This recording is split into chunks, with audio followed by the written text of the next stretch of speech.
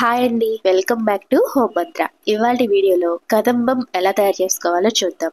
దేవీ నవరాత్రుల్లో ఈ కదంబాన్ని ప్రసాదంగా తయారు చేసి అమ్మవారికి నైవేద్యంగా పెడుతూ ఉంటారు. అలాగే చూడటానికి సాంబార్ రైస్ లా ఉంటుంది, కానీ రుచి అయితే కొంచెం తేడా ఉంటుంది. చాలా బాగుంటుంది. మరి ఈ కదంబం ప్రసాదాన్ని తయారు చేసుకోవడానికి ముందుగా ఒక కుక్కర్ తీసుకొని అందులోకి 1 కప్పు బియ్యాన్ని వేసుకోవాలి. అలాగే 1 పావు కప్పు పెసరపప్పుని వేసుకోవాలి. అలాగే ఒక అరగంట ముందు నానబెట్టుకున్న 1 పావు కప్పు కందిపప్పును వేసుకోవాలి. ఇలా అన్నింటినీ వేసుకున్న తర్వాత 2 సార్లు వాటర్ వేసి శుభ్రంగా కడిగేసుకోవాలి. ఇలా కడిగేసుకున్న బియ్యంలోకి 3 కప్పులు వాటర్ని వేసుకోవాలి. 3 కప్పులు వాటర్ వేసుకున్న తర్వాత రుచికి తగ్గట్టుగా ఉప్పు, అలాగే కొంచెం పసుపు, 1 టేబుల్ స్పూన్ నెయ్యి వేసుకొని కుక్కర్ మూత పెట్టుకొని స్టవ్ మీద పెట్టుకొని మీడియం ఫ్లేమ్లో 3 విజిల్స్ వచ్చే వరకు మెత్తగా ఉడికించుకోవాలి. ఇప్పుడు కదంబంలోకి కావాల్సిన కూరగాయలు ఏంటో చూద్దాం. ఇక్కడ నేను కదంబంలోకి ములక్కాయ, ముల్లంగి, బెండకాయ, సొరకాయ, అలాగే గ్రీన్ బఠానీ, అలాగే గుమ్మడికాయ ముక్కలు, వంకాయ ముక్కలు, అలాగే దోసకాయ ముక్కలు వీటిని వేస్తున్నాను. కదంబం తయారు చేసుకోవడానికి స్టవ్ మీద దళసరిగా ఉన్న గిన్నెని పెట్టుకొని అందులోకి 3.5 కప్పుల వాటర్ని వేసుకోవాలి. ఇప్పుడు ఇందులో కొంచెం పసుపు అలాగే ఉప్పు వేసుకొని వాటర్ని మరిగించుకోవాలి. ఇలా మరుగుతున్న వాటర్లోకి ముందుగా కట్ చేసి పెట్టుకున్న కూరగాయ ముక్కల్ని వేసుకోవాలి.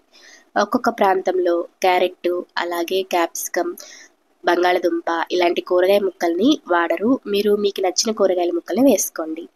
ఇలా ఈ వాటర్లో కూరగాయ ముక్కల్ని మెత్తబడే వరకు ఉడికించుకోవాలి. చాకుతో ఒక్కసారి ఇలా మధ్యలోకి కూరగాయ ముక్కల్లోకి గుచ్చి చూసారంటే సాఫ్ట్గా దిగిందంటే ముక్కలైతే ఉడికిపోయినట్లే.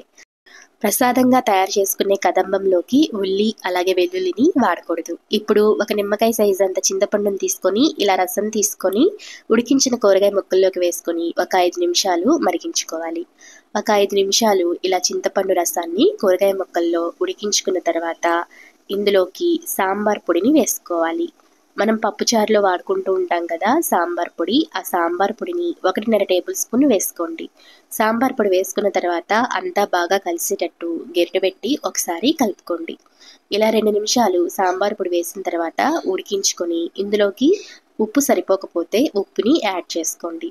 ఇప్పుడు ఇందులోకి మనం ముందుగా ఉడికించుకున్న రైస్ని వేసుకోవాలి. ఇప్పుడు గరిటె తీసుకొని అంతా ఒకసారి బాగా కలుపుకొని గరిటె పెట్టి నొక్కుకుంటూ కొంచెం మెత్తగా ఈ అన్నాన్ని తయారు చేసుకోవాలి. ఇలా మెత్తగా తయారు చేసుకోవాలి. పలుకు పలుకు లేకుండా మెత్తగా ఉంటేనే కదంబం బాగుంటుంది. ఇలా మెత్తగా చేసుకున్న ఈ అన్నాన్ని ముందుగా ఉడికించుకున్న కూరగాయల ముక్కల్లోకి వేసుకొని అంతా బాగా కలిసేటట్టు మరొక 2 నిమిషాలు ఉడికించుకోవాలి. ఇలా అంతా ఉడికించుకున్న తర్వాత చక్కగా సాఫ్ట్గా కదంబం అనేది రెడీ అవుతుంది.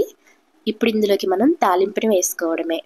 కదంబం తాలింపు వేసుకోవడానికి స్టవ్ మీద ఒక ప్యాన్ పెట్టుకొని 2 టేబుల్ స్పూన్స్ నెయ్యి, 2 టేబుల్ స్పూన్స్ ఆయిల్ వేసుకొని అందులోకి 1 టేబుల్ స్పూన్ ఆవాలు, 1 టేబుల్ స్పూన్ జీలకర్ర, అలాగే 2 ఎండుమిర్చి, కరివేపాకుని, అలాగే కొంచెం ఇంగువని తాలింపుగా వేసుకొని ఇలా తయారైన తాలింపుని కదంబంలోకి వేసుకోవడమే.